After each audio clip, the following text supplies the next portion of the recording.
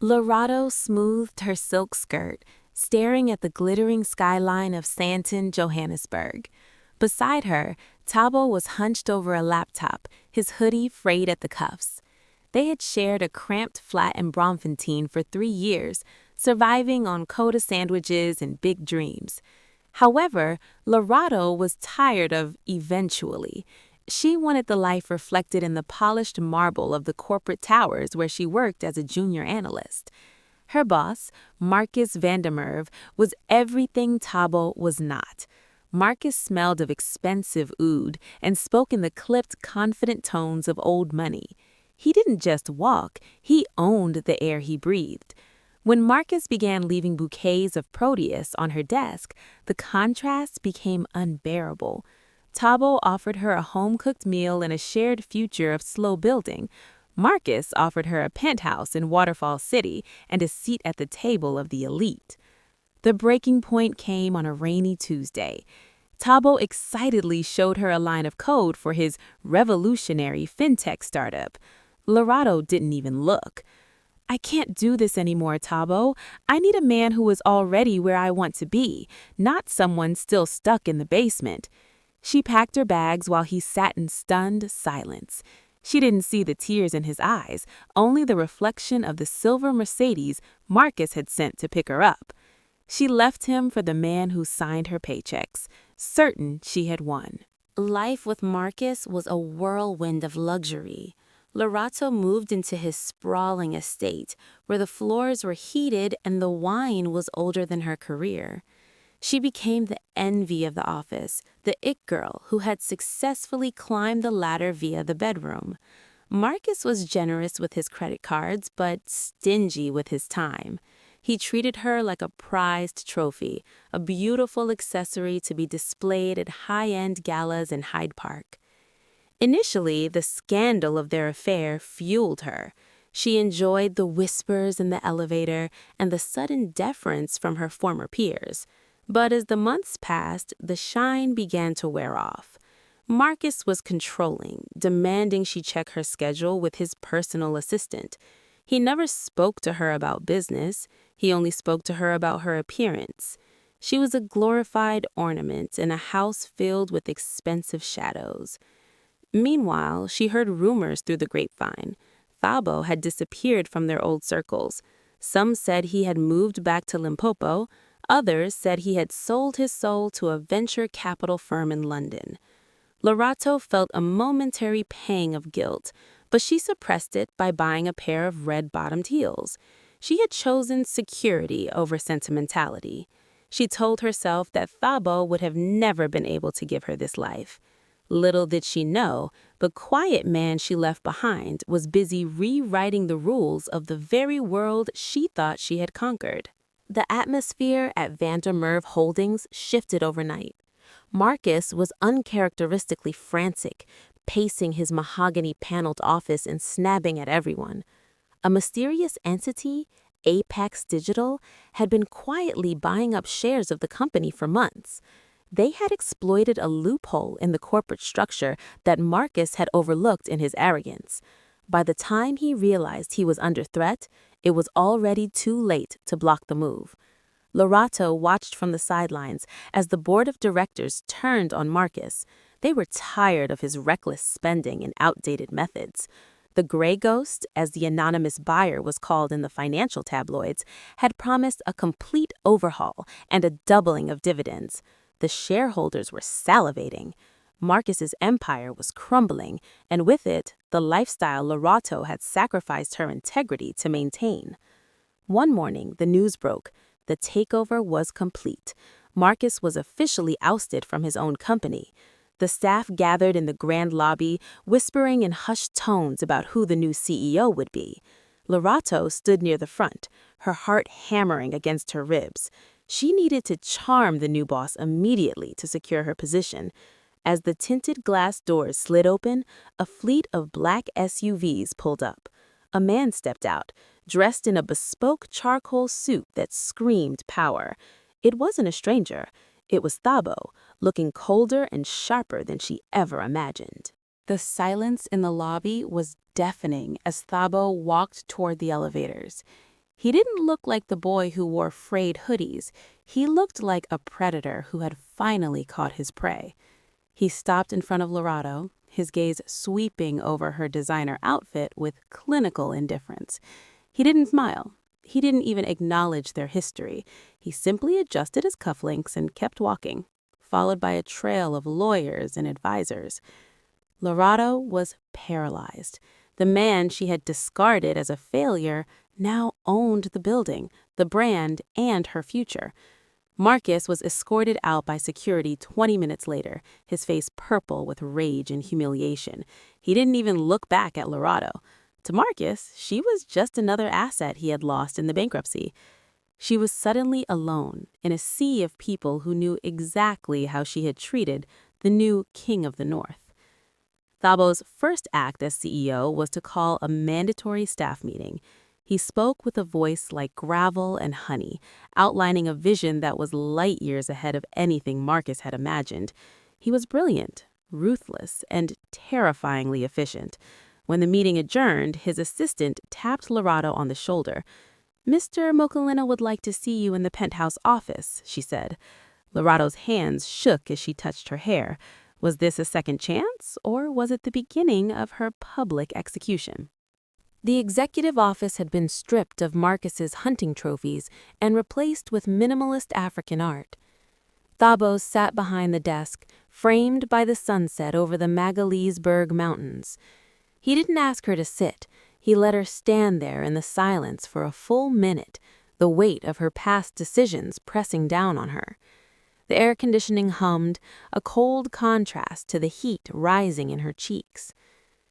"You look well, Lorato," he said finally, his voice devoid of emotion. "The corporate life seems to suit your aesthetic." Lorado tried to find her voice, to offer an apology or a flirtatious smile, but both felt like lies. "Thabo, I didn't know. I always knew you were smart, but this—" He cut her off with a sharp wave of his hand. Don't pretend you saw this coming. You left because you thought I was a bottom-tier investment." He stood up and walked to the window. "I didn't do this to win you back. I did this because you were right about one thing. I was playing small. Your betrayal was the catalyst I needed to stop being a dreamer and start being a shark." He turned to face her, his eyes like flint. "But here is the scandal you'll really hate. I'm not firing you, Lorado. That would be too easy. I'm keeping you exactly where you are so you can watch me build a world you'll never be part of." Lorado's life became a living nightmare of luxury and loathing. She kept her high-paying job, but she was treated like a pariah. Thabo ignored her completely, except to give her the most menial, soul-crushing tasks. He promoted her former rivals and invited them to exclusive dinners while she was forced to stay late, filing reports that no one would read. The psychological warfare was exquisite. He was showing her exactly what she had missed out on. Desperate to regain some power, Lorado decided to play dirty. She knew the company's internal secrets from her time with Marcus. She began digging into the Apex Digital acquisition, looking for any shred of illegality or a paper trail that could embarrass Thabo. She spent her nights in the archives, fueled by caffeine and spite. If she couldn't have him, and she couldn't have the lifestyle, she would burn the whole kingdom down. She discovered a series of private payments made to a woman named Sibangile. The amounts were staggering. Lorado assumed it was a mistress or a secret family. She felt a surge of wicked joy. This was the leverage she needed. She began trailing Thabo, hoping to catch him in a compromising position. One night, she followed his car to a modest house in Soweto. She watched as he entered with a bag of groceries. She pulled out her phone, ready to record the downfall of the great Thabo Mokoena, her heart racing with malicious intent. Lorado crept closer to the window, her breath fogging in the cool night air. Inside, she saw Thabo sitting at a simple kitchen table, But he wasn't with a mistress. He was sitting with an elderly woman whose eyes were clouded with cataracts.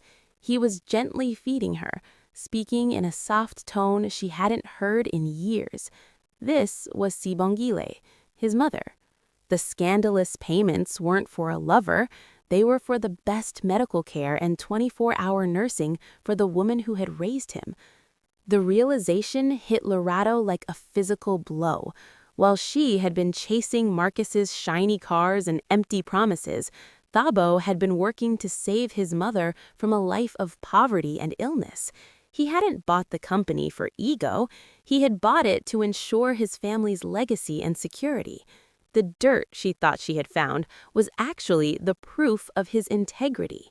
She felt small, petty, and utterly insignificant in the face of his quiet strength. As she turned to leave, her heel caught on a loose stone. The noise was sharp in the quiet street.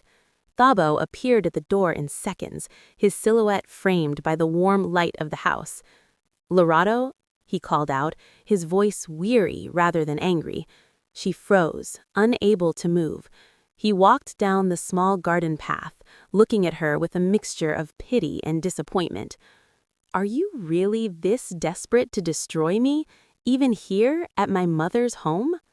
I thought you were hiding something," Lorato stammered, her eyes filling with tears of genuine shame.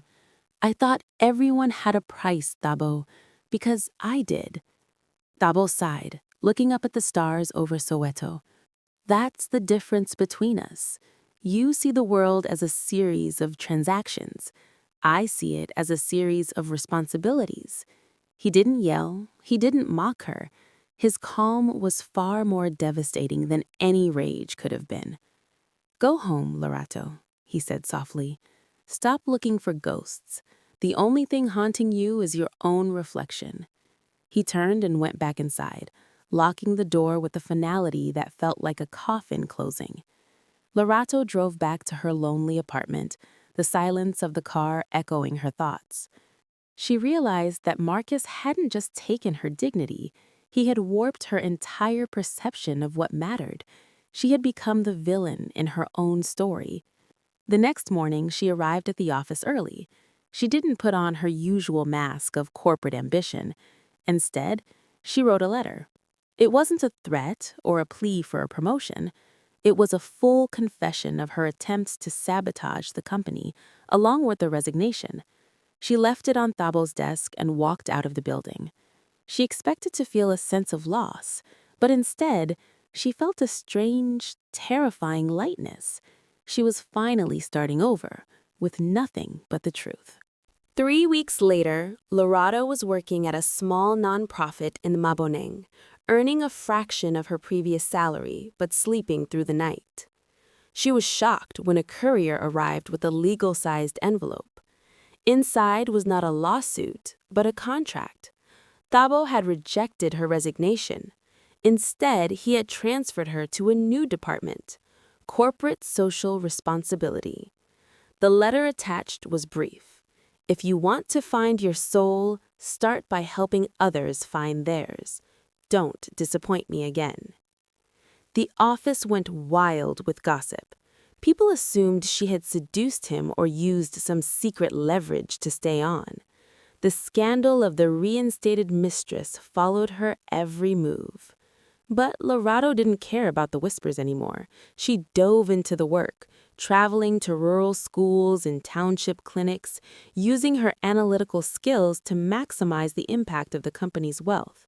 She saw the real South Africa, far away from the champagne brunches of Sandton.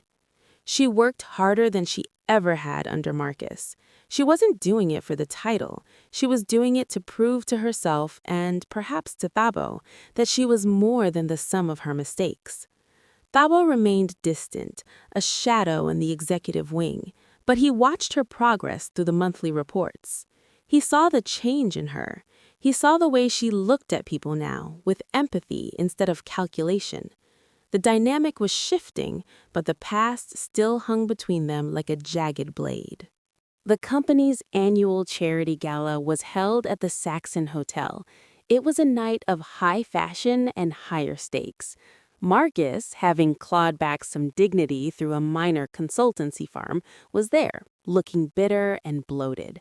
He cornered Lorato near the bar, his breath smelling of expensive scotch. "Still his little lapdog, I see," he hissed. "How does it feel to be the charity case of the man you dumped for me? It's pathetic, Lorato." Lorato looked at Marcus, the man she once thought was the pinnacle of success. He looked small. His suit was too tight, and his eyes were full of a desperate, fading relevance. "I wasn't a charity case, Marcus. I was a student," she said calmly, "and I finally graduated from your school of arrogance." She walked away before he could respond, feeling a surge of power that had nothing to do with money. She didn't need a man to define her anymore. Thabo was watching from across the room. He approached her as the music slowed. The crowd hushed, sensing a moment of high drama. This was the gossip they had been waiting for. "You handled that well," Thabo remarked, offering her a glass of sparkling water. "Marcus is a ghost of a dead era." Lorato nodded. "He's a reminder of who I used to be." Thabo looked at her for a long time, the ice in his gaze finally beginning to melt. "I think it's time we stop talking about the past." The final plot twist came when Thabo stepped onto the stage to announce the new board of directors.